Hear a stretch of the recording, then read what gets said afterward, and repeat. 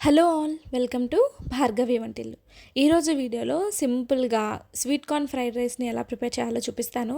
చాలా బాగుంటుంది ఈ రెసిపీ. క్విక్గా పిల్లలు ఏదైనా అడిగినప్పుడు ఇలా సింపుల్గా చేసి పెట్టండి, చాలా ఇష్టంగా తింటారు.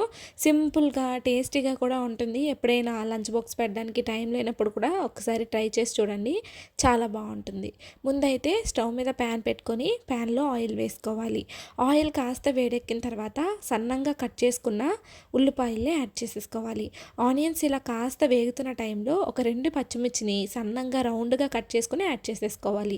ఇదే టైంలో ఒక క్యారెట్ని తీసుకొని చిన్న చిన్న పీసెస్లా కట్ చేసుకొని యాడ్ చేసేసుకోవాలి. ఇప్పుడు 1 కప్పు వరకు స్వీట్ కార్న్ కూడా వేసుకొని ఇవన్నీ కూడా మీడియం ఫ్లేమ్లో మంచిగా ఫ్రై అయ్యేంత వరకు ఫ్రై చేసుకోవాలి.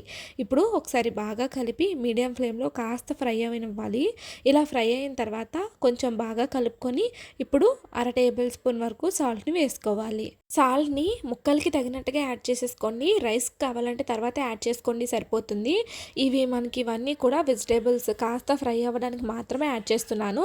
సాల్ట్ని యాడ్ చేసుకున్న తర్వాత ఒకసారి బాగా కలిపి మనకి ఇవన్నీ కూడా కాస్త ఫ్రై అయిన తర్వాత ఉడికించుకున్న 1 లేదా 2 కప్పుల రైస్ని యాడ్ చేసేసుకోండి. ఇదే టైంలో 1/2 టేబుల్ స్పూన్ వరకు మిరియాల పొడి, కొంచెం టేస్టింగ్ సాల్ట్ని కూడా యాడ్ చేసుకోండి మీకు ఇష్టమైతే.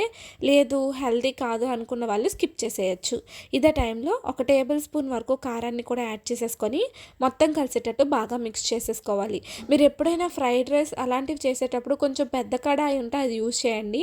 నాది కొంచెం చిన్న కడాయి అయిపోయింది, అందుకే రైస్ కొంచెం కొంచెంగా బయటకు వచ్చేస్తుంది. సో మొత్తం కూడా హై ఫ్లేమ్లో పెట్టుకొని కలుపుకోవాలి.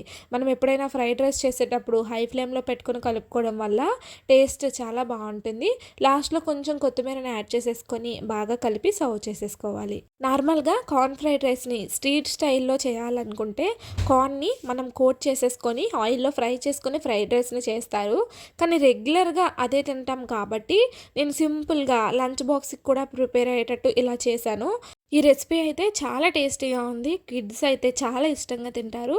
మీరు కూడా ఈ రెసిపీని ట్రై చేసి మీకు ఎలా కుదిరిందో కమెంట్ చేయండి. వీడియో నచ్చితే లైక్ చేసి సబ్స్క్రైబ్ చేయండి.